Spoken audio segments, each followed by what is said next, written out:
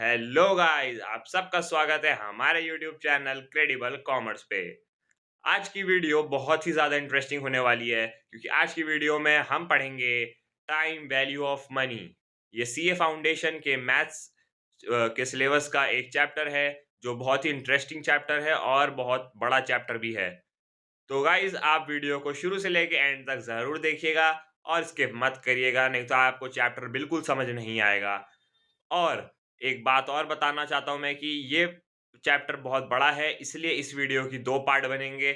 आज पहला पार्ट आएगा जिसमें हम आधा चैप्टर कंप्लीट करेंगे, क्योंकि ये अगर फुल चैप्टर मैंने एक वीडियो में कंप्लीट कर दिया तो बहुत बड़ी वीडियो बन जाएगी और आप देख भी नहीं पाएँगे क्योंकि टाइम उसमें ज़्यादा लगेगा देखने में। तो इसलिए मैं 2 पार्ट में वीडियो ला रहा हूँ ताकि आप लोग को अच्छे से समझ में आए और अच्छे से आप लोग चैप्टर को सीख सकें। तो चलिए वीडियो में मिलते हैं आपसे।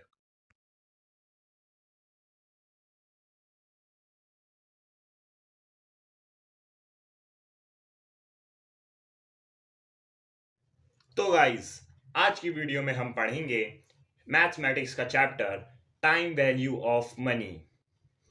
तो सबसे पहले time value of money start करते हैं हम लोग, और सबसे पहले हम लोग ये जानते हैं कि ये जो चैप्टर का नाम है टाइम वैल्यू ऑफ मनी, इसका क्या मतलब होता है, क्यों है ऐसा चैप्टर का नाम। तो चलिए सबसे पहले इसका मतलब समझते हैं कि टाइम वैल्यू ऑफ मनी आखिर क्या होता है। तो टाइम वैल्यू ऑफ मनी का ये मतलब होता है कि जिस वक़्त पे जैसे आपने किसी को लोन दिया या किसी को आपने पैसा आपने कर्ज़े पे दिया, तो जिस दिन आपने दिया उस दिन उस मनी की क्या वैल्यू थी, और कुछ साल बाद जब वो आदमी आपको पैसे लौटाएगा, तो उस वक़्त जो आपने पहले पैसा दिया था उसका उस वक़्त क्या फ्यूचर में क्या वैल्यू है, उसी को हम टाइम वैल्यू ऑफ मनी कहते हैं। जैसे देखिए मैं एग्ज़ाम्पल देता हूँ कुछ। जैसे देखिए हमने एक सेब खरीदा, या हमने मान लो ₹100 दिए, ठीक है? हमने ₹100 आज की डेट में दिए हमने किसी आदमी को। अब हमने ₹100 उससे फ्यूचर में लेना है। तो अब जो ₹100 की वैल्यू है, वो फ्यूचर में ज़्यादा होगी या कम होगी, वो उस टाइम पे डिपेंड करता है। तो इसलिए मनी की वैल्यू हर टाइम, हर वक़्त जो है चेंज होती रहती है। आज कम है, तो कल ज़्यादा होगी, आज ज़्यादा है, तो कल कम होगी। अब जैसे सेब होता है, अब हम आज सेब खरीदने जाएँगे तो ₹100 किलो या ऐसे कुछ मिलता है। हम फिर वही सेब जो है हम 2 साल बाद या कब बाद में फ्यूचर में खरीदने जाएँगे, तो सेब सस्ता हो जाएगा। तो ये टाइम वैल्यू ऑफ मनी होता है। उसके बाद जो है हम एक पॉइंट और है इसमें, जो अ, इसमें बहुत सी ऐसे टर्म्स आएँगे जो आपको जानना ज़रूरी है, क्योंकि वो टर्म्स चैप्टर में बहुत यूज़ होने वाले हैं। जो टाइम वैल्यू ऑफ मनी में बहुत सारे ऐसे छोटे-छोटे टर्म्स आएँगे जो आपको जानना है, ताकि वो जो है मैं यूज़ करूँगा आगे चैप्टर्स में ना, वही टर्म्स यूज़ होंगे। तो इसलिए उनका भी मीनिंग आप जान लें कि उन टर्म्स का क्या मीनिंग होता है। तो जो कुछ टर्म्स जो पूरे चैप्टर में आएँगे, उनमें से सबसे पहला टर्म है इंटरेस्ट। अब आप लोग को पता होगा कि आप लोग में से बहुत से बच्चे जानते होंगे कि इंटरेस्ट का क्या मतलब होता है। तो जो नहीं जानते मैं उनको बता देता हूँ, मैं एक बार उनको मीनिंग बता देता हूँ कि इंटरेस्ट का क्या मतलब होता है। इंटरेस्ट एक प्राइस होती है जो बोरोवर लेंडर का जो मनी है, जो मतलब लेंडर से उसने मनी लिया है, उसको यूज़ करने पे जो उसके मनी यूज़ करता है बोरोवर, और उसको जब वापस करना होता है बोरोवर को, मनी लेंडर को, तो वो जो साथ में इंटरेस्ट या कुछ पैसे साथ में एडिशनल देता है, उसे हम इंटरेस्ट कहते हैं। जैसे आपने किसी से कर्ज़ा लिया, अब कर्ज़ा आपने लिया, अब उसको आपने बोला कि मैं 2 महीने बाद उसको वापस कर दूँगा उस पैसे को जो मैंने आपसे लिया है, ठीक है? अब आपने 2 महीने तक उस पैसे को यूज़ किया। अब डेट आ गया उस पैसे को, जिससे आपने पैसे लिए थे उसको वापस करने का। अब आपको वापस करना है, बट आप वो पैसा तो पूरा वापस करेंगे ही करेंगे। साथ में आप कुछ और छोटे से अमाउंट पैसे की उसके साथ जोड़ के उसके बाद उसको टोटल जो है वापस करेंगे। वो जो आपने छोटी सी अमाउंट्स बाद में जोड़ी होगी, जो 2 महीने की अमाउंट होगी, वो जो अमाउंट है वो आपकी इंटरेस्ट कहलाएगी। क्योंकि आपने जो है उसको ब्याज दिया है उसके अमाउंट के साथ। ठीक है? तो पहला टर्म तो हो गया हमारा इंटरेस्ट। अब हम दूसरा टर्म जो आएगा, जो आता है, वो है प्रिंसिपल। प्रिंसिपल।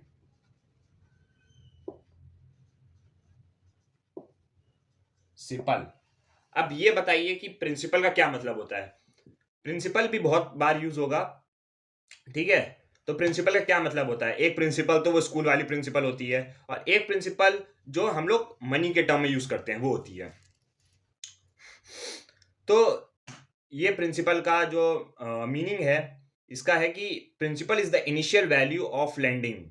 जो मतलब जो कि आपने पैसे लिए किसी लेंडर से, जितना अमाउंट आपने लिया उसी को हम प्रिंसिपल कहते हैं। वो जो टोटल अमाउंट आपने किसी आदमी से बोरो किया उस अमाउंट को हम प्रिंसिपल कहते हैं। ठीक है। उसके बाद हम लोग अपने तीसरे टर्म पे आते हैं। जो तीसरा टर्म है वो है ROI। मतलब ROI मतलब rate of interest. Rate of interest. अब रेट ऑफ इंटरेस्ट का क्या मतलब होता है? रेट ऑफ इंटरेस्ट का मतलब होता है कि जो इंटरेस्ट आपसे ली जाती है जब आप किसी का पैसा वापस करते हैं, किसी का पैसा वापस लौटाते हैं, तो जो इंटरेस्ट आपसे वो लेता है उस पैसे पर, वो कितनी रेट पर आपसे चार्ज करता है, मतलब कितने रेट के हिसाब से वो आपसे वो पैसे इंटरेस्ट वापस लेता है, उसी को हम कहते हैं रेट ऑफ इंटरेस्ट। ठीक है। वो टाइम पे भी मतलब निर्भर कर सकता है कि टाइम पे आपको 2 महीने, जैसे आपने लिया लोन, तो वो 2 महीने के हिसाब से 2 महीने का रेट लगा के वो आपसे उतना इंटरेस्ट ले लेगा। तो उसी को हम कहते हैं रेट ऑफ इंटरेस्ट।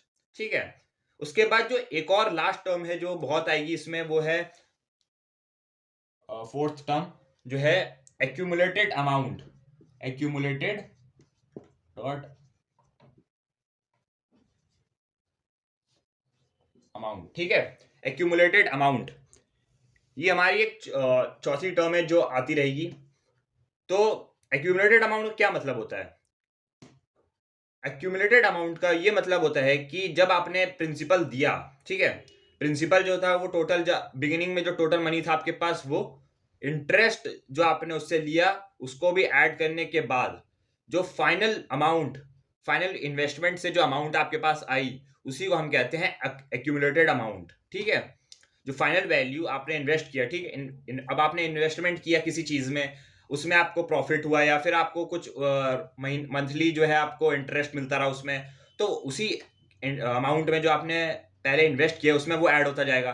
और फाइनल अमाउंट जब आप निकालेंगे तो वो अमाउंट, उस अमाउंट जो अमाउंट बिगिनिंग अमाउंट में ऐड होके आपके पास आएगा, उसी को हम कहते हैं एक्यूमुलेटेड अमाउंट। ठीक है। तो अब हम लोग एक और पॉइंट की तरफ बढ़ते हैं। अब इसमें एक क्वेश्चन आता है आपके सामने। बहुत से बच्चों के दिमाग में क्वेश्चन आता होगा कि जब हमने इंटरेस्ट की बात की, हमने पेड की बात की, हमने क्या कहते हैं बोरोइंग की बात की, हमने लेंडिंग की बात की, तो एक क्वेश्चन इसी से बनता है कि जो लेंडर्स होते हैं, ठीक है, जो लेंडर्स होते हैं जो मनी देते हैं लोगों को, वो अपनी मनी पे किस मतलब किस बेस पे, किस रीजन से वो इंटरेस्ट चार्ज करते हैं। तो आज हम लोग पढ़ेंगे कि क्या क्या रीजंस होते हैं जिसकी वजह से लेंडर्स जो हैं अपने मनी पे इंटरेस्ट चार्ज करते हैं। तो कुछ टोटल 5 रीजंस ऐसे। तो चलिए एक एक करके सबके बारे में जानते हैं। तो सबसे पहला रीजन जो है इस क्वेश्चन का, जो कि लेंडर चार्ज करता है इंटरेस्ट अपने मनी पे, किस रीजन से करता है, तो सबसे पहला रीजन है उसका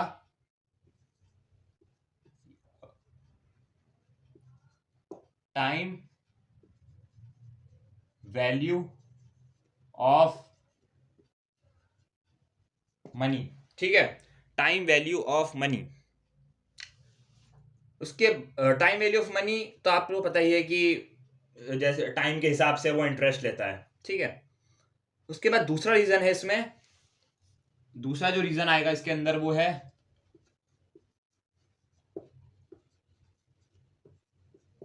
अपॉर्चुनिटी कॉस्ट। ये मैंने शॉर्ट फॉर्म में लिखा है, इसका फुल फॉर्म है अपॉर्चुनिटी कॉस्ट। ठीक है। तो अपॉर्चुनिटी कॉस्ट क्या होता है? अपॉर्चुनिटी कॉस्ट होता है कि जो लेंडर होता है उसके पास अलग अलग अलग इन्वेस्टमेंट, जो उसने अलग अलग इन्वेस्टमेंट में उसके पास चॉइस होती है कि वो किस किस इन्वेस्टमेंट के बेस पर जो है आपसे इंटरेस्ट ले। अब जैसे उसने फर्स्ट इन्वेस्टमेंट की 5,000 रुपए की, सेकंड इन्वेस्टमेंट उसने 10,000 रुपए की, तो उसके पास चॉइस है, या तो वो 5,000 को बेस बना के आपसे इंटरेस्ट ले या 10,000 को बना के इंटरेस्ट ले। तो इसी को हम कहते हैं अपॉर्चुनिटी कॉस्ट। ठीक है। अब हम अपने थर्ड रीजन की तरफ आते हैं। थर्ड रीजन होगा इसमें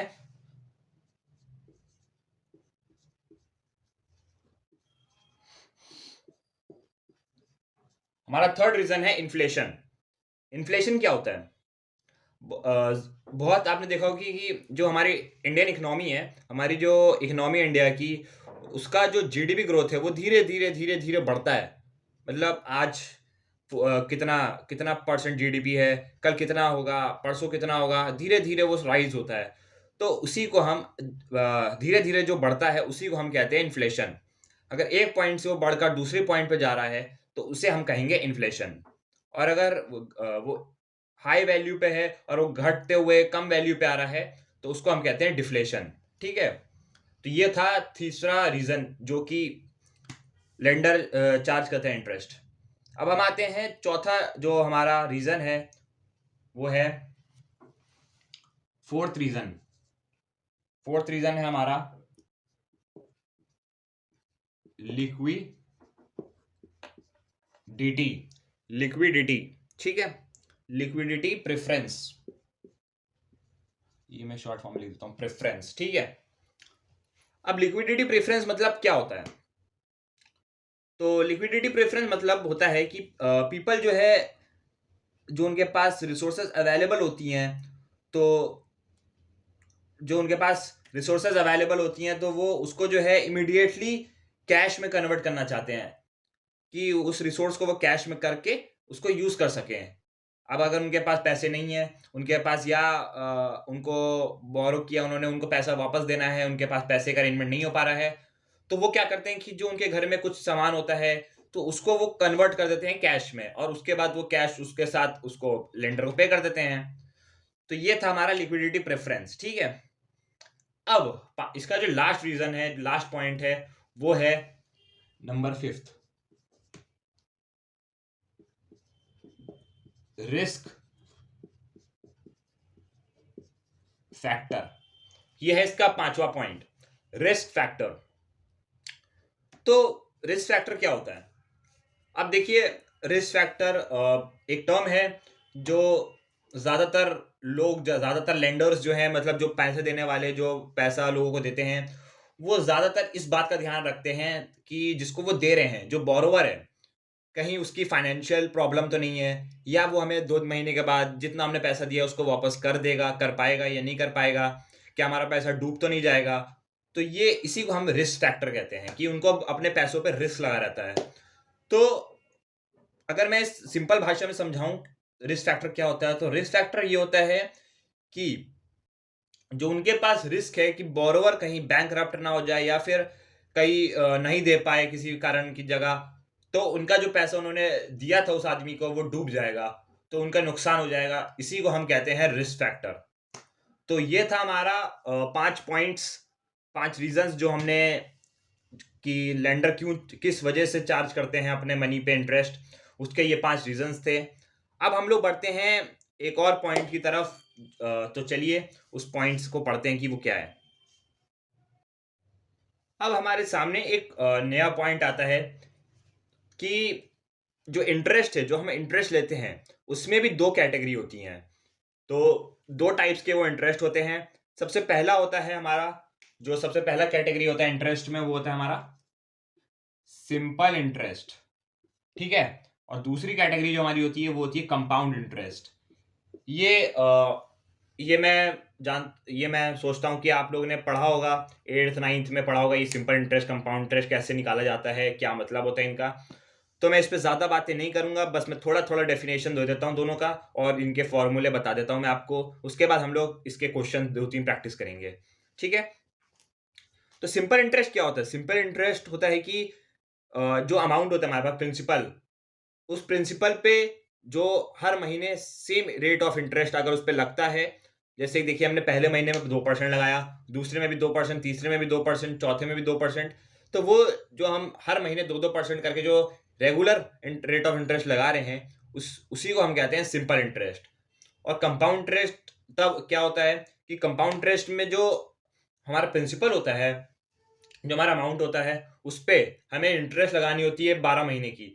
तो अगर हम हर महीने का अलग अलग इंटरेस्ट लगाते हैं, जैसे पहले महीने में हमने 3% लगाया, दूसरे में हमने 5% लगाया, तीसरे में हमने 7% लगाया, तो हमें हर महीने का अलग अलग निकालना पड़ेगा अमाउंट।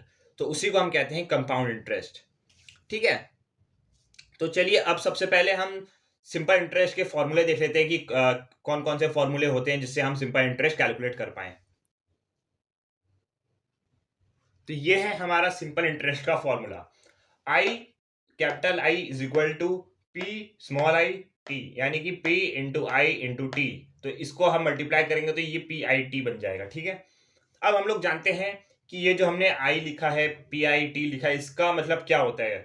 ठीक है, तो एक इसमें जो है हमारा कैपिटल आई का मतलब होता है अमाउंट ऑफ इंटरेस्ट। जो इंटरेस्ट के अमाउंट है उसको हम यहां लिखते हैं कैपिटल आई के नीचे। ठीक है, ये है हमारा अमाउंट ऑफ इंटरेस्ट। ठीक है, उसके बाद हमें कैपिटल पी का जो वैल्यू मतलब होता है, कैपिटल पी का मतलब होता है प्रिंसिपल। जो हमारा इनिशियल अमाउंट है जिसपे हमें इंटरेस्ट निकालना है, वो यहाँ पे हमें होता है, लिखते हैं हम यहाँ पे प्रिंसिपल। ठीक है, स्मॉल आई का मीनिंग होता है, स्मॉल आई का मतलब होता है एनुअल रेट, इंटरेस्ट रेट। जो एनुअल रेट होती है, जो हम जैसे हमने 12% हमें रेट इंटरेस्ट लगाना है, 12% जैसे हमें रेट ऑफ इंटरेस्ट लगाना है। ठीक है, तो ये 12% हम लिखेंगे ऐसे, 12% नीचे जाएगा तो डिवाइड हो जाएगा 100। 12/100 को ही हम रेट में कन्वर्ट करके ऐसे लिखते हैं। तो अगर हम यहाँ से जो है, अगर इसको हम 2 जीरो हटाएं और यहाँ पे अगर हम डेसिमल लगा दें तो ये हो जाएगा 0.12। तो इसी को हम कहते हैं इंटरेस्ट रेट इन डेसिमल, कि इसको जो ऊपर का रेट है उसको डेसिमल में कन्वर्ट कर देना। पहले हम डेसिमल में कन्वर्ट करके फिर ये हमारे लिए इजी हो जाएगा, हमें नीचे 100 से डिवाइड करना नहीं पड़ेगा। हम सीधा इसको यहाँ रखेंगे, पी को आई को टी को मल्टीप्लाई कर देंगे, हमारा इंटरेस्ट ये अमाउंट ऑफ इंटरेस्ट निकल के आ जाएगा। ठीक है, नहीं तो हमें पहले क्या करना पड़ता, पहले हम पी इन तीनों को मल्टीप्लाई करते, फिर उसको 100 से डिवाइड करते, फिर जो आंसर आता वो हमारा अमाउंट ऑफ इंटरेस्ट होता। उसमें हमारा कैलकुलेशन में मिस्टेक भी हो सकता था, बहुत वो कन्फ्यूजन कैलकुलेशन होता उसमें। तो इसमें हमें इजी हो जाएगा, फटाफट से मल्टीप्लाई किया, जो आंसर आया वो हमारा अमाउंट ऑफ इंटरेस्ट हो गया। तो ये था हमारा इंटरेस्ट रेट, है ना, इंटरेस्ट रेट। ठीक है, अब हमें आई का वैल्यू पता चल गया कि आई की जगह में क्या रखना होता है, पी का भी पता चल गया, आई का भी पता चल गया। अब टी का क्या मतलब होता है वो देखते हैं। टी का मतलब होता है टाइम इन ईयर्स। टी का मतलब होता है टाइम इन ईयर्स। अब कितने साल, अब उसमें क्वेश्चन पूछेगा आपको कि, आपको क्वेश्चन पूछे जैसे कि मान लो एग्जांपल मान लीजिए कि find the simple interest on amount 2000 at the interest rate of 6% simple interest for 2 years. अब 2 ईयर्स हमें जो टाइम ऑफ इन ईयर्स है ना, तो उसकी जगह हमें 2 ईयर्स लिखना होगा, और सिंपल इंटरेस्ट में 6% अमाउंट जो है जिसपे आपको निकालना है वो मल्टीप्लाई करिए, इंटरेस्ट अमाउंट ऑफ इंटरेस्ट आ जाएगा। ठीक है, तो ये है हमारा सिंपल इंटरेस्ट का फॉर्मूला। वैसे सिंपल इंटरेस्ट का फॉर्मूला इजी होता है, तो आप ये फॉर्मूला अपने पेज पे नोट्स बना के लिख सकते हैं ताकि आपको याद रहे, और ये भी लिख लीजिएगा कि किसका क्या मतलब होता है। ठीक है, तो अब हम लोग इस पे एक दो क्वेश्चन प्रैक्टिस कर लेते हैं ताकि आपको अच्छे से और अंडरस्टैंडिंग हो जाए कि मतलब फॉर्मूला कैसे यूज होते हैं। तो चलिए एक दो क्वेश्चन ले लेते हैं और उसको सॉल्व करते हैं। तो अब हम लोग जैसे पहला क्वेश्चन लेते हैं, इसमें कह रहा है how much interest will be earned on ₹2000। तो ₹2000 मतलब कि हमारा प्रिंसिपल हो गया 2000। ठीक है, प्रिंसिपल हमारा कितना हुआ, ₹2000। ठीक है, at 6% simple interest. 6% simple interest मतलब कि हमारा वो हो गया रेट, इंटरेस्ट रेट जो हमारा था आई, स्मॉल आई, ये हमारा 6% हो गया।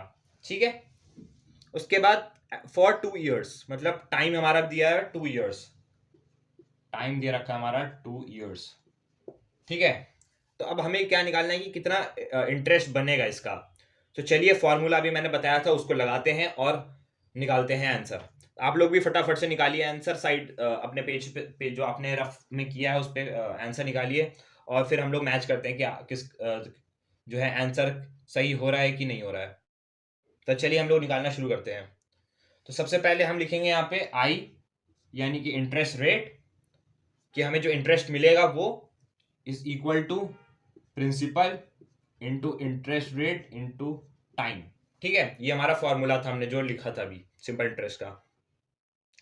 अब हम क्या करेंगे, अब हम यहाँ पे पहले इक्वल टू डालेंगे क्योंकि हमें इंटरेस्ट चाहिए, तो इंटरेस्ट हमें ज़्यादा तो कोई डालना नहीं है, हमें इंटरेस्ट ही निकालना है। तो पी की जगह हम डालेंगे 2000, जैसे जैसे यहाँ पे दिया हुआ है वैसे वैसे उस जगह पे वो वैल्यू आप पुट करते जाइए, इनटू आई जो हमारा 6% है, तो इसको हम 6/100 लिख लेते हैं अभी, बाद में हम सिंप्लीफाई कर लेंगे इसको, ठीक है। उसके बाद हमारा टी है, तो टी हो जाएगा 2 ईयर्स, है ना, तो हम यहाँ पे लिख लेंगे 2। अब इसको हम कैलकुलेट करते हैं और देखते हैं कितना आता है। तो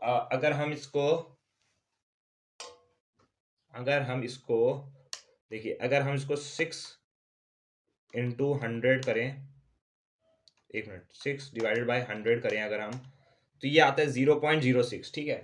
तो 2000 इंटू यहाँ हम लिख देंगे 0.06 इंटू 2, ये पॉइंट है, ठीक है। अब हमारा जो टोटल आंसर आएगा हम देखते हैं, 2000 मल्टीप्लाई 0.06 मल्टीप्लाई इंटू 2, तो हमारा आंसर आया है 240। ये है हमारा इंटरेस्ट 240, ठीक है। तो ये हुआ हमारा पहला क्वेश्चन सॉल्व। बहुत इजी था क्वेश्चन, बस फॉर्मूला आपको पता हो तो आप फटाफट वैल्यूज पुट करके आंसर निकाल सकते हैं, ठीक है। अब हम लोग एक और क्वेश्चन कर लेते हैं, उसके बाद हम लोग फिर नए टॉपिक पे बढ़ेंगे। अब इसमें कहता है, अब एक और जो क्वेश्चन हम लोग ले रहे हैं, इसमें कहता है Sania deposited ₹50,000 in a bank. Sania ने 50,000 रुपये बैंक में डिपॉजिट किए 2 साल के लिए, तो प्रिंसिपल हो जाएगा 50,000 रुपये, ठीक है, और टाइम 2 साल है तो 2 ईयर्स टाइम हो जाएगा, ठीक है। अब आगे क्वेश्चन क्या कहता है, with interest rate of 5.5% per annum. अब इंटरेस्ट रेट इन्होंने दिया है 5.5%, ठीक है, इंटरेस्ट रेट डेसिमल में दिया हुआ इन्होंने, तो कोई बात नहीं, इसमें घबराने की बात नहीं है, इजी, ये सॉल्व हो जाएगा। अब हमें क्या निकालना है कि वो कितना इंटरेस्ट वो उसको मिलेगा 50,000 रुपये में, ठीक है। तो चलिए फिर से वही फॉर्मूला लगाते हैं हम, I is equal to P into I into T, ठीक है, ये हमारा फॉर्मूला है। अब इसमें हम आई हमें निकालना है, इंटरेस्ट निकालना है, और पी हमारा दिया हुआ है 50,000, तो हम यहाँ लिख लेंगे 50,000, ठीक है, और आई की जगह हमारा आ जाएगा 5.5 डिवाइडेड बाय 100 और इनटू 2 ईयर्स, ठीक है। अब इसको हम पहले सिंप्लीफाई कर लेते हैं, 5.5 को 100 से डिवाइड कर लेते हैं, तो 100 से अगर हम डिवाइड करेंगे तो हमारा आंसर आएगा 5.5 डिवाइडेड बाय 100, ये आ जाएगा 0.055, ठीक है। तो 50,000 इंटू 0.055 इंटू 2। अब इसको हम कैलकुलेट कर लेते हैं कितना आएगा ये, तो ये हो जाएगा 50,000 इंटू 0.055 इंटू 2, ये हमारा आंसर आ जाएगा 5500, ठीक है। आंसर आ गया हमारा 5500, ये है सिंपल इंटरेस्ट, ठीक है। तो ये था हमारा दूसरा क्वेश्चन। आप लोग का भी सही आंसर आया होगा, मैं उम्मीद करता हूँ कि आप लोग का भी सही आंसर आया होगा, क्योंकि ये फॉर्मूले तो बहुत इजी हैं। तो अगर आपको फॉर्मूला समझ में आ जाएगा तो आप आराम से क्वेश्चन कर सकते हैं, ठीक है। तो चलिए अब हम लोग अपने न्यू टॉपिक की तरफ बढ़ते हैं, न्यू पॉइंट्स की तरफ बढ़ते हैं। तो चलिए, अब हमने सिंपल इंटरेस्ट सीख लिया कि कैसे निकालते हैं, ठीक है। अब बारी आती है कंपाउंड इंटरेस्ट की। कंपाउंड इंटरेस्ट में देखिए थोड़ा लेंदी फॉर्मूला है, बट जो है अगर आपको फॉर्मूला याद रहेगा तो आप इजीली सॉल्व कर पाएंगे, बट हमें बहुत सारा स्टेप्स इसमें करना पड़ता है इसका जो है मेन आंसर निकालने के लिए, क्योंकि कंपाउंड इंटरेस्ट जो है हर साल का अलग अलग इंटरेस्ट रेट होता है, तो हमें हर साल का अलग अलग इंटरेस्ट निकालना पड़ेगा, ठीक है। तो इसका जो फॉर्मूला है वो सेम होगा, I is equal to P I T, वही हर साल पे रखता रहेगा, बस रेट ऑफ इंटरेस्ट जो है ना, जो इंटरेस्ट की रेट आई, जो बीच की आई स्मॉल आई होती है ये वाली, इसकी जगह पे जो हम रेट लिखते हैं वो हर साल का चेंज होता रहेगा, ठीक है। हर साल वो ऐड होके मतलब कि सॉरी एक मिनट, जो इंटरेस्ट रेट है वो सेम रहेगी, बट जो पहले ईयर में हमारा जैसे 50,000 पे हमारा अब हमने 50,000 प्रिंसिपल पहले ईयर में जमा किया है, ठीक है। अब पहले ईयर का हमें इस पे इंटरेस्ट निकालना है, तो इस पे हम 7% पहले इंटरेस्ट 7% जो भी है इस पे हम निकालेंगे। अब वो जो इंटरेस्ट आएगा उसको इसमें हम ऐड कर देंगे, और फिर सेकेंड ईयर में ये टोटल इंटरेस्ट जो इसमें ऐड हुई थी अब उस पे हम जो है नेक्स्ट ईयर सेकेंड ईयर का जो है इंटरेस्ट निकालेंगे, ठीक है। तो ये हमारा कंपाउंड इंटरेस्ट। तो चलिए हम एक क्वेश्चन कर लेते हैं, तो इससे आपको क्लियर हो जाएगा कंपाउंड इंटरेस्ट आखिर है क्या, मतलब कैसे हम निकालेंगे, ठीक है। तो चलिए क्वेश्चन कर लेते हैं कंपाउंड इंटरेस्ट पे। तो चलिए एक क्वेश्चन हमने लिया है जिसका नंबर है क्वेश्चन नंबर 11, वो बुक में से है आपके, तो आप लोग भी खोल सकते हैं क्वेश्चन को। 4.9 पेज नंबर है, क्वेश्चन एग्जाम्पल नंबर 11 है, ठीक है। तो क्वेश्चन में कहता है Sania deposited 1 lakh in a nationalised bank for 3 years। अब सानिया ने 1 लाख रुपए 1 लाख रुपए उसने बैंक में जमा किए 3 साल के लिए फॉर 3 years, ठीक है, 3 years। उसके बाद कहता है if the rate of interest is 7% per annum. अब रेट ऑफ इंटरेस्ट उन्होंने दे रखा है, मतलब ROI रेट ऑफ इंटरेस्ट 7% उन्होंने दे रखा है पर एनम, ठीक है। उसके बाद calculate the interest that bank has to pay to Sania after 3 years if interest is compounded annually, ठीक है। अब अगर कंपाउंडेड एनुअली हो रहा है इंटरेस्ट, तो बैंक कितना इंटरेस्ट देगा सानिया को 3 साल बाद, और हमें यह भी कैलकुलेट करना है कि the amount at the end of 3rd year, तीसरे साल के आखिरी में कितना अमाउंट उसके पास है, ठीक है। तो चलिए हम लोग कैलकुलेट करना शुरू करते हैं। आप लोग भी जो है फॉर्मूला जो सिंपल इंटरेस्ट का था उसको लगाते जाइए, बस प्रिंसिपल जो है चेंज होता रहेगा उसमें, क्योंकि वो मैंने पहले इंटरेस्ट बोल दिया था, वो सॉरी उसके लिए तो इसमें इंटरेस्ट नहीं बल्कि इंटरेस्ट रेट नहीं बल्कि प्रिंसिपल चेंज होता रहेगा। जैसे अब हमने इसको मैं अभी सॉल्व करता हूँ, मैं पहले थोड़ा सा एग्जांपल दे रहा हूँ आपको। अब जैसे हमने यहाँ पे 50,000 लिया, ठीक है, ये 50,000 इंटू 7 का इंटरेस्ट रेट हमारा डिवाइडेड बाय 100 इंटू 2 years का मान लियो हम, ठीक है। 7 हमने किया 0.07 हो गया, ये डिवाइड किया 100 को सिंप्लीफाई किया इंटू 50,000, ठीक है। 50,000 यहाँ पे मल्टीप्लाई किया 2 से। अब इसको हम अगर सॉल्व करते हैं तो हमारा आंसर आ जाएगा 50,000, एक मिनट, 50,000 इंटू 0.07 इंटू 2, ये आ गया हमारा 7,000, ठीक है। इसकी इंटरेस्ट हमारी निकल के आ गई 7,000। अब अगर हम सेकेंड ईयर का निकालेंगे कंपाउंड इंटरेस्ट, ठीक है, सेकेंड ईयर का कंपाउंड इंटरेस्ट निकालेंगे, तो सेकेंड ईयर में जो हमारा प्रिंसिपल होगा वो 50,000 नहीं होगा, हमारा जो प्रिंसिपल होगा वो होगा 57,000। अब हम इस पे सेकेंड ईयर का इंटरेस्ट निकालेंगे, ठीक है, क्योंकि ये जो इंटरेस्ट है इसको हम इस पे ऐड कर देंगे और फिर ये हमारा सेकेंड ईयर का प्रिंसिपल बन जाएगा। तो ऐसे हम निकालते हैं कंपाउंड इंटरेस्ट हर साल का, ठीक है। तो ये हमारा एग्जाम्पल था। अब हम अपने मेन क्वेश्चन पे आते हैं और उसको सॉल्व करते हैं, ठीक है।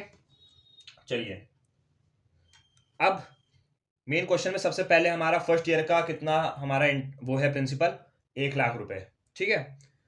और तो फर्स्ट ईयर का हम पहले फॉर्मूला लगा के इंटरेस्ट निकालते हैं।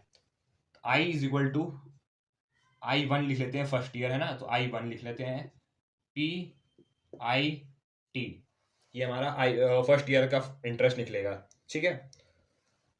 तो ये हो जाएगा 1 लाख इंटू 7/100 इंटू टाइम कितना है 1 ईयर, हम एक ही साल का भी निकाल रहे हैं, पहले फर्स्ट ईयर का निकाल रहे हैं, तो टाइम की जगह हमारा 1 आ जाएगा, ठीक है। हम 3 नहीं लिखेंगे यहाँ पे, हम अभी क्योंकि हम एक ही साल का निकाल रहे हैं ना कंपाउंड इंटरेस्ट, तो टाइम की जगह भी पहले 1 साल आएगा, फिर दूसरे साल में निकालेंगे तो उसमें भी 1 साल का आएगा, एक साल करके निकाल रहे हैं ना हम टाइम, मतलब वो इंटरेस्ट जो है, तो टाइम की जगह भी 1 आएगा, ठीक है। आप लोग 3 मत लिख दीजिएगा, वो 3 गलत हो जाएगा फिर। तो इसका हमारा हम कैलकुलेट करेंगे इसको, तो ये हमारा आ जाएगा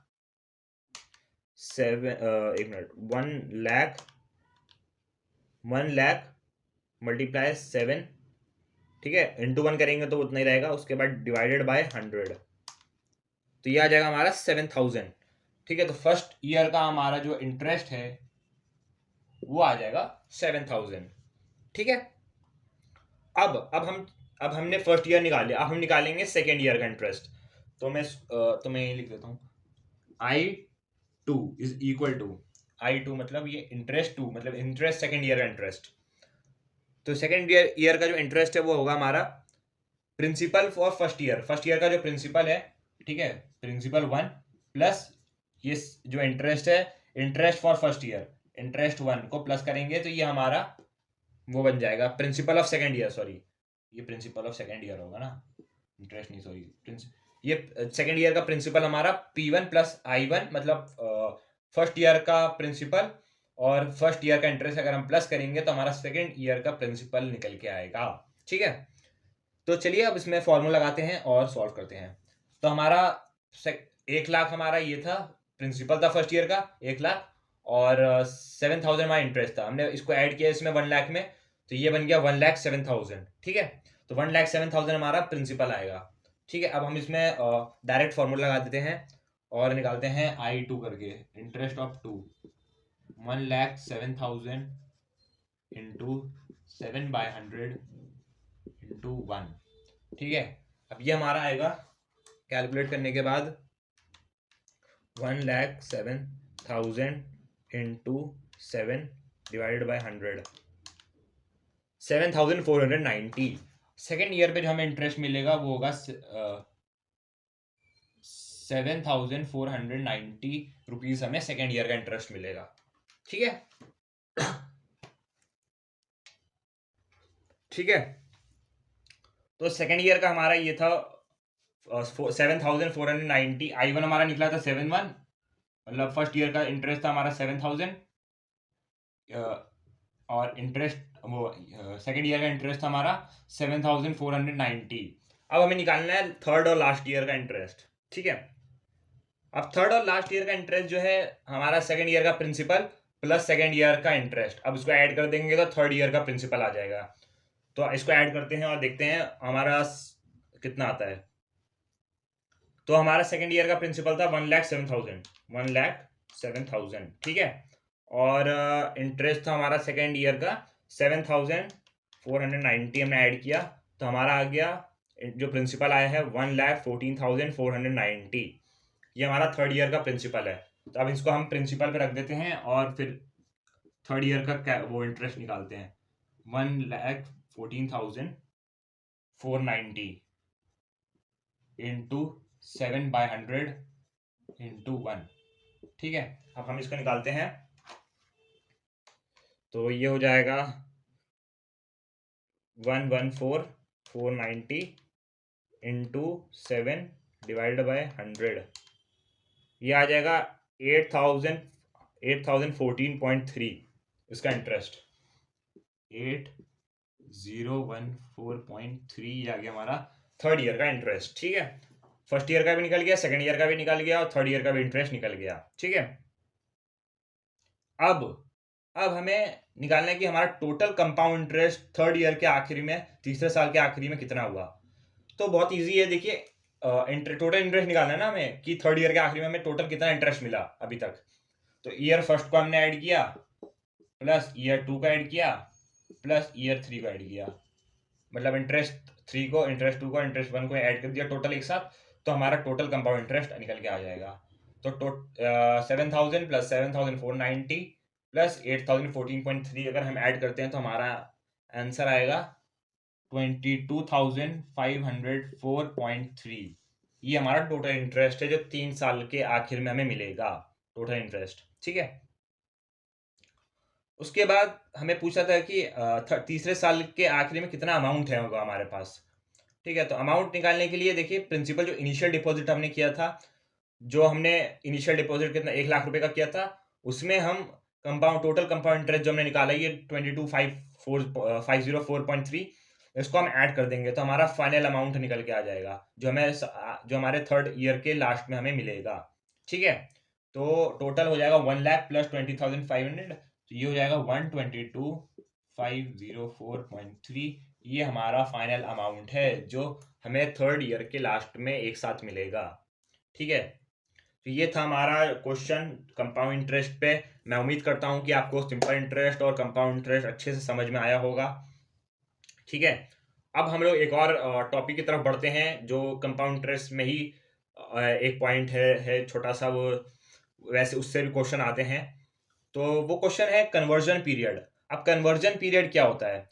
जो कंपाउंड इंटरेस्ट में हम जो कन्वर्ट करते हैं, अब जैसे इंटरेस्ट आपको दिया हुआ है पर एनम है, और टाइम आपको दिया हुआ है जो है आपको टाइम को जो है आपको कन्वर्ट करना है, जो है महीने में या डेली या मंथली या क्वार्टरली या सेमी एनुअली, उसमें आपको कन्वर्ट करना है। तो वो कन्वर्ट कैसे करेंगे वो हम इसमें सीखते हैं। ठीक है, तो चलिए अब हम लोग कन्वर्शन पीरियड सीखते हैं। अब कन्वर्शन पीरियड में क्या होता है कि हम जो है प्रिंसिपल है उसके साथ जो हम रेट ऑफ इंटरेस्ट लगाते हैं। अब वो रेट ऑफ इंटरेस्ट तो हमें अगर पर एनम दिया हुआ है, बट हमें निकालना है एक दिन का इंटरेस्ट, तो हमें वो जो परसेंटेज है वो तो हमें पूरे साल के लिए दिया हुआ है, बट हमें एक दिन का परसेंटेज निकालना है। तो हमें वो जो इंटरेस्ट रेट है ना उसको हमें कन्वर्ट करना होगा एक दिन में या फिर एक महीने में या एक 3 महीने, जितना उसमें पूछ रहा है जितना दिन का हमें इंटरेस्ट निकालना है। क्योंकि जो इंटरेस्ट रेट दिया रहता है ना वो एनुअली दिया रहता है कि पूरे साल का इंटरेस्ट रेट ये है कि पूरे साल में जितना आपको पैसा होगा उसमें ये इंटरेस्ट लगेगा। बट हमें पूरे साल का तो निकालना नहीं है, हमें जैसे अगर 1 डे का निकालना है, तो अगर हमें 1 डे का इंटरेस्ट निकालना है, ठीक है, तो हमें जो इंटरेस्ट रेट है उसको हम यहाँ पे 1 डे इक्वल टू, अगर हमें 1 डे का निकालना है तो जैसे हमारे पास 7% है हमारे पास इंटरेस्ट रेट, ठीक है। अब हम क्या करते हैं 7/100 करते हैं और फिर उसको इंटरेस्ट रेट को मल्टीप्लाई करते हैं, ठीक है। बट हमें अगर 1 डे का निकालना है तो हम 7 को 100 से डिवाइड नहीं करेंगे, हम यहाँ 7 को 365 डेज से डिवाइड करेंगे, तो वो 1 डे का निकल के आपका इंटरेस्ट रेट आ जाएगा, ठीक है। 1 डे का इंटरेस्ट रेट आपका 365 से अगर हम रेट को ये इंटरेस्ट को डिवाइड करेंगे तो हमारा एक दिन का इंटरेस्ट रेट निकल के आ जाएगा, ठीक है। वैसे ही अगर हमें एक महीने का निकालना है तो एक मिनट में टेबल बना देता हूँ फिर आपको इजीली समझ में आएगा, ठीक है। तो ये तो आपको समझ में आ गया होगा कि हमें जितने दिन का निकालना है फिर उतने दिन से हमें इंटरेस्ट रेट को डिवाइड करना होगा, ठीक है। तो हम टेबल बना लेते हैं, यहाँ पे लिख लेते हैं कन्वर्जन पीरियड, ये सीपी मतलब कन्वर्जन पीरियड, और ये हमारा है डिस्क्रिप्शन, मतलब कितना जो हमें लिखना हुआ यहाँ पे डिस्क्रिप्शन, ठीक है। डिस्क्रिप्शन सॉरी ये डी ई होगा, और ये हमारा है कि हमें कितने टाइम से या कितने नंबर से हमें उसको मतलब कन्वर्ट करना है, इसको इंटरेस्ट को कितने नंबर से कितने टाइम से कितने दिन से हमें डिवाइड करना है, वो यहाँ पे हम लिखेंगे, ठीक है, नंबर, ठीक है। अब 1 डे का मैंने बताया आपको, 1 डे है एक दिन, मतलब एक डे का हमें निकालना है कि हर दिन का अलग अलग निकालना है कि कंपाउंडेड डेली, मतलब अब यहाँ पे हमें डेली निकालना है कि डेली का इंटरेस्ट क्या होगा हमारा, डेली हमें हमारा इंटरेस्ट रेट क्या होगा, वो तो पूरे साल का था ना, हमें डेली का इंटरेस्ट रेट निकालना है। तो डेली का इंटरेस्ट रेट अगर हम निकालेंगे तो हमें इंटरेस्ट को 365 से अगर हम डिवाइड करेंगे तो हमारा डेली का इंटरेस्ट रेट निकल के आ जाएगा, ठीक है। अब हमें जैसे 1 मंथ है, कन्वर्ट, अब हमें 1 मंथ में एक महीने का जो है कन्वर्ट करना है, उसको इंटरेस्ट को हमें एक महीने में कन्वर्ट करना है कि एक एक महीने करके कितना हमें रेट देना होगा। तो अगर हम मंथली जो कंपाउंड करेंगे तो हमें मंथली, अगर हम कंपाउंड करेंगे मंथली तो हमारा जो मंथली नंबर से हमें डिवाइड करना होगा, मतलब जो इंटरेस्ट है उसको हमें 12 महीने से, मतलब 12 महीने से डिवाइड करना होगा, तो हमारा 1 मंथ का इंटरेस्ट रेट निकल के आ जाएगा, ठीक है। अगर हम एक एक महीने का इंटरेस्ट गिन रहे हैं या एक एक महीने का कंपाउंड कर रहे हैं इंटरेस्ट को, ठीक है। अगर हम 3 महीने का इंटरेस्ट गिनना चाहते हैं या फिर 3 महीने का हम कंपाउंड इंटरेस्ट निकालना चाहते हैं, तो वो वाला रेट हम नहीं लगाएंगे जो पर एनम के साथ दिया हुआ, क्योंकि वो पूरे साल का है। हमें पहले उसको कन्वर्ट करके जो है क्वार्टरली में कन्वर्ट करना होगा, उसके बाद हम वो इंटरेस्ट रेट वहाँ पे लगाएंगे ताकि हमें क्वार्टरली हमारा 3 महीने का इंटरेस्ट रेट हमारा इंटरेस्ट निकल सके, ठीक है। तो क्वार्टरली अगर हमें करना होगा मल्टीप्लाई क्वार्टरली, तो हम 4 महीने 4 से डिवाइड करेंगे इंटरेस्ट को, ठीक है। और अगर 6 महीने का भी निकालना है हमें, 6 मंथ्स का अगर हमें निकालना है तो हमें हाफ ईयरली मतलब सेमी एनुअली निकालना है हमें ना, क्योंकि 6 महीने का इंटरेस्ट अलग, 6 महीने का फिर एक अलग, तो 2 सेमी एनुअली हो गया हमारा, ये सेमी एनुअली हमें निकालना है, तो हमें इसको डिवाइड करना होगा 2 से, 2 से हम डिवाइड करेंगे इंटरेस्ट को, तो हमारा सेमी एनुअली का इंटरेस्ट आ जाएगा। ठीक है, और अगर हमें एनुअली इंटरेस्ट निकालना है, मतलब 12 महीने का इंटरेस्ट निकालना है, तो वो तो इजी है। उसमें क्या करना है, उसमें 12 महीने का अगर आपको इंटरेस्ट निकालना है एनुअली, तो सिर्फ 1 साल से डिवाइड कर देना है आपको। 1 साल से आप डिवाइड करेंगे उसको, मतलब एक से कन्वर्ट करेंगे, तो वह आपका 12 महीने का इंटरेस्ट रेट आ जाएगा। ठीक है, ये था हमारा कन्वर्सन टेबल। अब इसमें कुछ फॉर्मूले हैं कंपाउंड इंटरेस्ट के जो इस टेबल से रिलेटेड हैं, मतलब कन्वर्जन पीरियड से रिलेटेड, कन्वर्जन पीरियड का उसमें यूज हुआ है। तो अब हम वो फॉर्मूले देख लेते हैं कि वो क्या क्या फॉर्मूले हैं। तो हमारा जो कंपाउंड इंटरेस्ट का फॉर्मूला है, जो कन्वर्जन पीरियड लगाने के बाद डेसिमल में और नंबर ऑफ कन्वर्जन पीरियड जो है वो सब करने के बाद जो हमारा मेन फॉर्मूला जो बनता है वो है P 1 प्लस आई की पावर n। ये हमारा कंपाउंड इंटरेस्ट का फॉर्मूला है जब हम कन्वर्जन पीरियड के कन्वर्जन पीरियड के बेस पे चलेंगे तो। ठीक है, अब इसमें हम देख लेते हैं कि क्या क्या मतलब होता है। पी का मतलब होता है प्रिंसिपल, ये तो आप सबको ही मालूम है। पी का मतलब होता है प्रिंसिपल। ठीक है, और इसका ब्रैकेट के अंदर जो 1 है वो तो 1 रहेगा। और आई का मतलब होता है कि एक मिनट, सॉरी आई का मतलब होता है इंटरेस्ट रेट ऑफ इंटरेस्ट होता है आई का मतलब। और एन जो है, ये एन जो ऊपर में पावर है, इसका मतलब होता है नंबर ऑफ कन्वर्जन पीरियड। ठीक है, तो ये होता है हमारा पी। और यहाँ इसके इक्वल अगर हमें निकालना अमाउंट ए एन हमें निकालना होता है, अगर मतलब कि accrued in amount after N payment periods, मतलब कि इतने पेमेंट के बाद, मतलब इतने पीरियड के पेमेंट के बाद जो हमारा बचा हुआ अमाउंट है वो अगर हमें निकालना है, तो हम A N is equal to P bracket में 1 प्लस आई ब्रैकेट में एन, ये हमारा फॉर्मूला है। ठीक है, ठीक है। तो अगर हमें इसमें आई निकालना है, अब आई हमें निकालना है, तो हमें क्या करना होगा, I is equal to annual rate of interest divided by number of conversion period per year. वो तो आपको मैंने बताया था कि एनुअल रेट जो है उसको, जो कन्वर्जन पीरियड का टाइम आ रहा था उसको डिवाइड करेंगे तो हमारा ये आई निकल के आ जाएगा। ठीक है, तो चलिए अब ये हमने फॉर्मूला जो डिस्कस किया है, अब इस पे हम एक क्वेश्चन कर लेते हैं। ठीक है, एक क्वेश्चन कर लेते हैं ताकि आपको और क्लियर समझ में आए कि ये फॉर्मूला। तो चलिए अब हम क्वेश्चन लेते हैं। क्वेश्चन नंबर 13 है। तो चलिए अब क्वेश्चन नंबर 13 हम करते हैं, जो आपके मैथ्स की बुक का सीए फाउंडेशन का पे नंबर जो है, पे नंबर है आपका 4.12 पे दिया हुआ है। ठीक है, आप लोग फटाफट से क्वेश्चन खोल लीजिए और पढ़ना शुरू करिए और क्वेश्चन को अटेम्प्ट करिए। मैं भी यहाँ पे सॉल्यूशन करता हूँ उस क्वेश्चन का।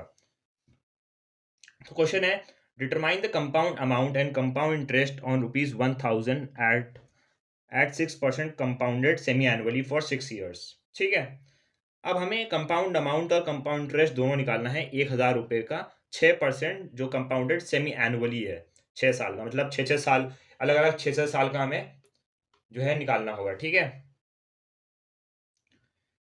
तो हमें दिया हुआ है given that 1 plus I bracket n की वैल्यू हमें दी हुई है इसमें क्वेश्चन में 1.42576, 1.42576 जो हमारी इसकी वैल्यू आएगी उसकी जगह हमें ये वाली वैल्यू रखनी है। ठीक है, और आई हमारा 3% है, आई हमें दिया हुआ है 3%, और एन हमें दिया हुआ है 12, ये एन हमें दिया हुआ है 12। ठीक है, अब हम सॉल्व करते हैं। चलिए, अब आई जो है हमारा, आई को हम अगर हम सॉल्व करेंगे तो हमें, मतलब जो हमारा ये आई सॉल्व करने के बाद आएगा ना, उसकी जगह हमें 3% रखना है। तो सबसे पहले हम जो हमारा मेन आई, मतलब मेन आई का जो मेन वैल्यू दिया है वो रख लेते हैं। आई इज इक्वल टू 0.6, एक मिनट, सॉरी, 6 ईयर्स का है ना, 6% हमें दिया हुआ, तो हम उसको करेंगे तो ये 0.06 बन जाएगा डिवाइडेड बाय 2। ठीक है, तो ये हमारा आ जाएगा 0.03, यानी कि 3% आ गया हमारा ये। ठीक है, क्योंकि हमने सेमी एनुअली किया ना, सेमी एनुअली में हम 2 से डिवाइड करते हैं कन्वर्जन पीरियड में, तो हमने यहाँ 2 से डिवाइड किया तो ये हमारा 0.03 आ गया, अगर हम इसको 100 से मल्टीप्लाई करेंगे तो हमारा 3% आ जाएगा इंटरेस्ट रेट, ठीक है। अब n हमारा दिया हुआ है 12, ठीक है। p हमारा 1000 है, तो चलिए फॉर्मूला लगाते हैं कंपाउंड अमाउंट का। हमें A12 निकालना है ना, 12 महीने का 12, इसमें कितना दिया हुआ है, n हमारा 12 दिया हुआ है, यानी कि an की जगह हम A12 लिखेंगे। अब यहाँ पे हमें निकालना है, तो हम वही फॉर्मूला लगाएंगे और यहाँ लिखेंगे 1000, p की जगह आएगा 1000 ब्रैकेट 1 प्लस 0.03 और n की वैल्यू 12 थी, तो 12 लिख दिया हमने यहाँ पे, ठीक है। अब हम इसको सॉल्व करते हैं, तो हमने क्या पढ़ा था यहाँ पे कि 1, इसकी जो वैल्यू आएगी उसकी जगह हम ये रखेंगे, तो ये जो वैल्यू है, ये जो पूरी वैल्यू है टोटल, इसकी जगह हम ये वाली वैल्यू यहाँ रखेंगे। तो रख लेते हैं 1000 मल्टीप्लाई 1.42576, ठीक है। अब इसको हम सॉल्व करते हैं, तो हमारा आंसर आएगा, ये आएगा हमारा आंसर 1000 इंटू 1.42576 है ना, 576, तो ये आएगा 1425.76, 1425.76, ठीक है। उसके बाद अब हमें कंपाउंड इंटरेस्ट निकालना है, हमने कंपाउंड अमाउंट तो निकाल लिया, अब हमें कंपाउंड इंटरेस्ट निकालना है। तो हम क्या करेंगे, कंपाउंड इंटरेस्ट जो हमारा ये आया ना कंपाउंड अमाउंट, इसमें से हमें 1000 माइनस कर देंगे तो हमारा इंटरेस्ट निकल के आ जाएगा, क्योंकि ये हमारा फाइनल अमाउंट आया जो हमें मिले, लास्ट में बचेगा, जो हम टोटल ईयर्स के बाद जो हमारा लास्ट में बचेगा ये वो आया है, ठीक है। और जो इनिशियल अमाउंट था उसको इसमें से माइनस करेंगे, तो जो बचेगा हुआ अमाउंट जो निकल के आएगा वो हमारा इंटरेस्ट होगा, ठीक है। तो 1.25 में से यहाँ से अगर हम माइनस करते हैं, हमारा कितना था वो 1000 ना, तो 1000 हम माइनस करेंगे इनिशियल अमाउंट, तो ये आ जाएगा हमारा 425.76, ये हमारा कंपाउंड इंटरेस्ट है टोटल जो हमें इस अमाउंट पे मिला है, ठीक है। तो ये था हमारा क्वेश्चन कन्वर्जन पीरियड से रिलेटेड। अब हम बढ़ते हैं एक और छोटे से टॉपिक की तरफ। अब हमारा नया टॉपिक जो इसमें है वो है एन्युटी। अब आपने ये टर्म पहले अभी पहली बार सुन रहे होंगे कि एन्युटी क्या, एन्युटी टर्म ये आप पहली बार सुन रहे होंगे। तो चलिए बात करते हैं कि एन्युटी का क्या मतलब होता है। तो सबसे पहले मैं छोटे से एग्जांपल से शुरू करता हूँ ताकि आपको ज़्यादा इजीली समझ में आ जाए। तो एन्युटी का मतलब होता है कि आपने बहुत बार देखा होगा कि जो आपके पेरेंट्स लोग होते हैं या फिर जो भी आपने जिसको भी देखा होगा कि वो लोग हर महीने कुछ-कुछ अमाउंट्स जो है वो उस सामान के लिए, जो उन्होंने सामान खरीदा है, उस अमाउंट के लिए वो हर महीने छोटी-छोटी अमाउंट्स जो है पे करते रहते हैं, जो इसको हम ईएमआई बोलते हैं, है ना? मंथली ईएमआई जो वो पे करते रहते हैं, वो हर महीने की वो एक जो है एक ही अमाउंट होती है जो उन्हें हर महीने देनी होती है। जैसे अब आपको 4000 पहले महीने देनी है, फिर दूसरे महीने 4000, तीसरे महीने 4000, तो वो जो पीरियोडिक पेमेंट्स का जो वो सीक्वेंस है जो हर महीने चलता है, जब तक ईएमआई फुल खत्म नहीं हो जाती तब तक जो सीक्वेंस चलता है, ठीक है। वो जो लंबे पीरियड के समय तक जो है सीक्वेंस चलता है पीरियोडिक पेमेंट्स का, मतलब कि इक्वल अमाउंट जो आपको हर उसमें महीने या साल जो भी देना पड़ता है, उसी को हम कहते हैं एन्युटी, ठीक है। अब आ जाइए, जो है एन्युटी में जो हम रिसीव करते हैं पैसे या जो हम पेमेंट करते हैं, हमें रिसीव भी कर सकते हैं उसमें रेगुलर अमाउंट में, या फिर पे भी कर सकते हैं, ठीक है। तो वो जो पेमेंट का जो जो पीरियड होता है या फिर जो भी पेमेंट होती है वो दो तरीके की होती है। एन्युटी जो होती है वो टू टाइप्स की होती है। एक होती है रेगुलर एन्युटी और एक होती है ड्यू एन्युटी। एक होती है नंबर 1 रेगुलर एन्युटी और एक होती है ड्यू एन्युटी, ठीक है। ठीक है, ये दो तरीके की एन्युटी होती है। तो इसमें क्या होता है कि रेगुलर में क्या होता है, जो एन्युटी रेगुलर होती है उसमें क्या होता है कि जो हम ईएमआई पे करते हैं ना, जो मंथली अमाउंट हम पे करते हैं, तो हम वो उस मंथ के एंड में पे करते हैं, हर मंथ के एंड में पे करते हैं, तो उसे हम कहते हैं रेगुलर एन्युटी। जो अमाउंट हम मंथ के एंड के डेट पर पे करते हैं, जैसे कि हमने 30 मार्च को पे किया, या मान लो कि इस महीने का 30 को पे किया, फिर अगले महीने के भी लास्ट 30 या 31 को पे किया, फिर अगले महीने का भी 30 को, ऐसे करते हुए हम जो एंड डेट पर जो अमाउंट पे करते हैं उसे हम कहते हैं एन्युटी, रेगुलर एन्युटी। ठीक है। और एन्युटी ड्यू जो होता है, हम जो फर्स्ट डेट पे, जैसे जैसे ही महीना शुरू हुआ पहले ही दिन हमने उसके जो मंथ, उस मंथ का जो हमारा ईएमआई बन रहा था वो हमने पे कर दिया, मतलब जो अमाउंट बन रहा था वो हमने पे कर दिया। फिर अगला महीना शुरू हुआ, उसके भी फर्स्ट डेट को हमने वो अमाउंट पे कर दिया, तो उसे हम कहते हैं एन्युटी ड्यू। ठीक है। तो ये दो तरीके के हमारे एन्युटी थे, एन्युटी रेगुलर और एन्युटी ड्यू। ठीक है। अब हम लोग एक और पॉइंट की तरफ आते हैं।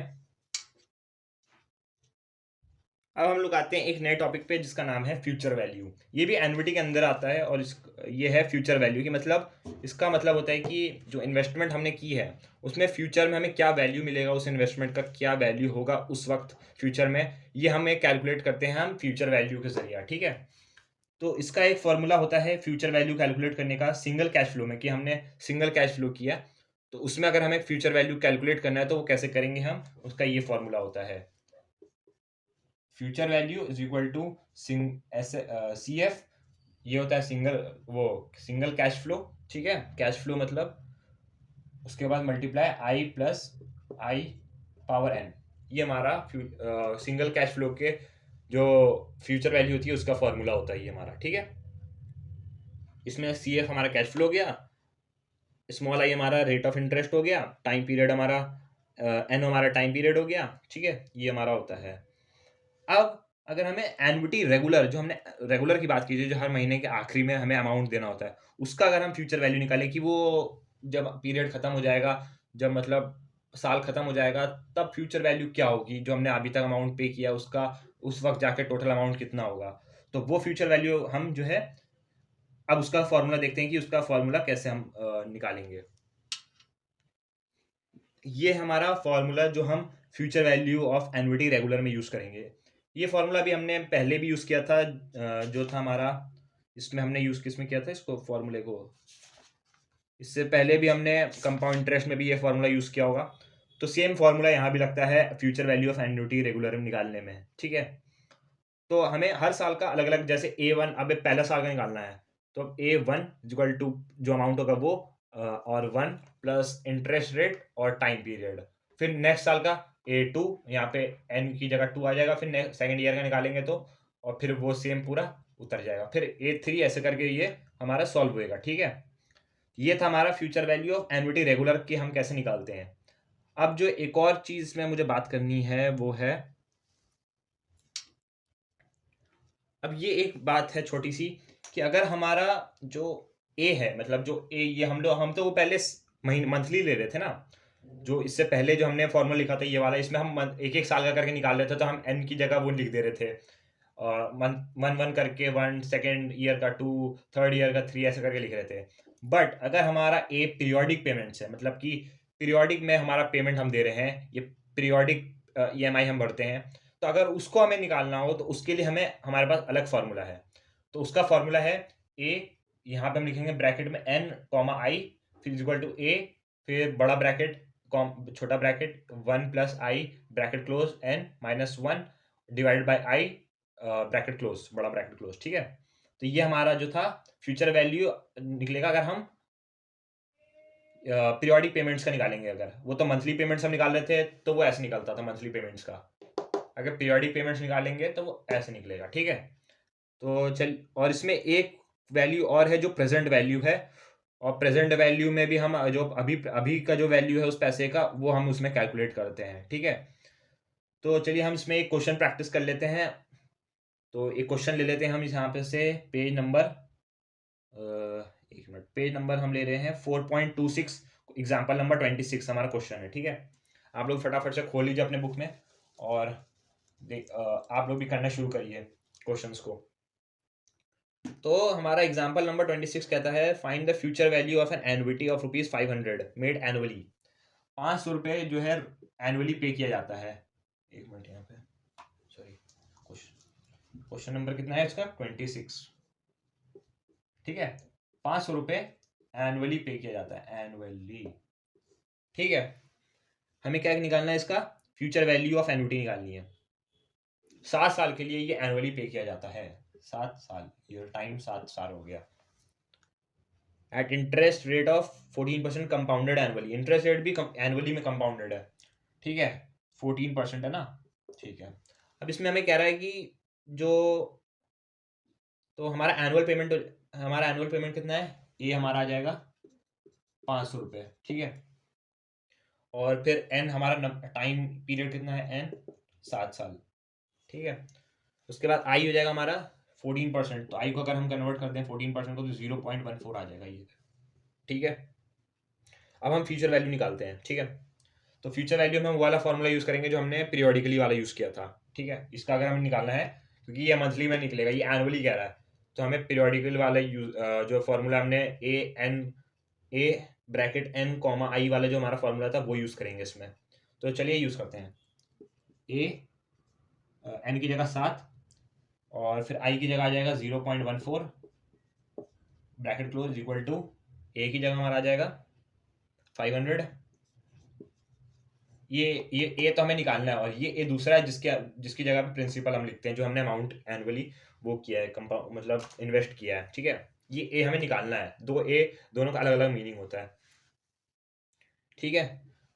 उसके बाद हमने ये किया, ब्रैकेट बनाया, उसके बाद 1 प्लस 0.14 ब्रैकेट क्लोज 7, इसके बाद हमने किया -1, फिर में आई हमने किया ब्रैकेट में 0.14 ब्रैकेट क्लोज, ठीक है।